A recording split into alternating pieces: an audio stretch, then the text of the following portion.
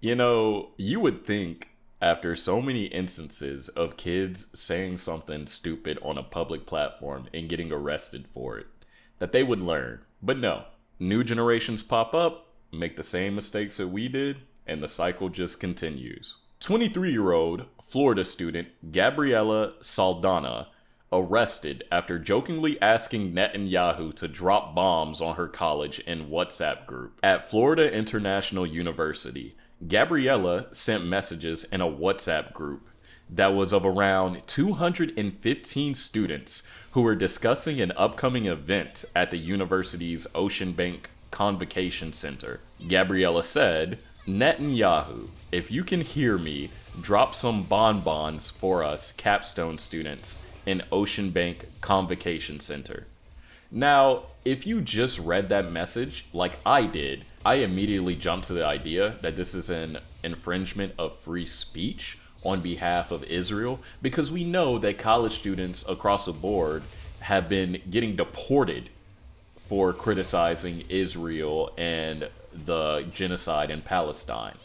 However, Gabriella sent another message that all the news on Twitter did not mention.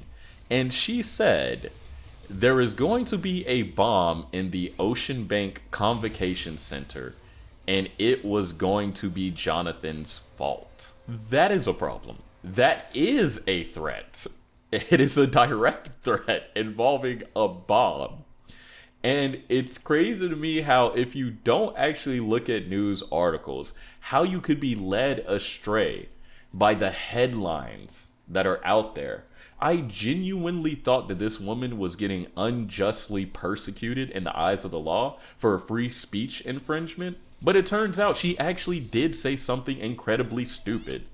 And she even admits it. She says, "I wrote a dumb joke that should not have been made." And the judge seems somewhat understandable to her situation. Judge Mindy S. Glazer acknowledged that it was a joke, but said that the legal standard depends on how the message is perceived. Glazer goes on to say, "I can understand your position when you're saying this is a joke, but to an objective person, this is not a joke, and it would be enough for probable cause." The university even went on to say that it was a credible threat because the suspect had identified a specific date, time, and venue.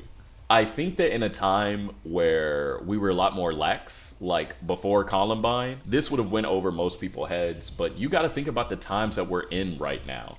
School shootings happen almost every single day. I think the US were saying like Iranian sleeper cells are all across the country. Like, just there's so much terror going on in America. Think about the things that you are saying before you're sending them out in a group chat. That's really all I have to say about the issue. The most important thing is, please, y'all, don't take a headline at its word. Please do your the basic research of clicking on an article to see if what they're actually saying is true. I wholeheartedly thought that the justice system was treating this young woman poorly in defense of Israel, which is not the case. She just said something extremely stupid that she shouldn't have. But there's more news to cover. I'll see y'all on the next one.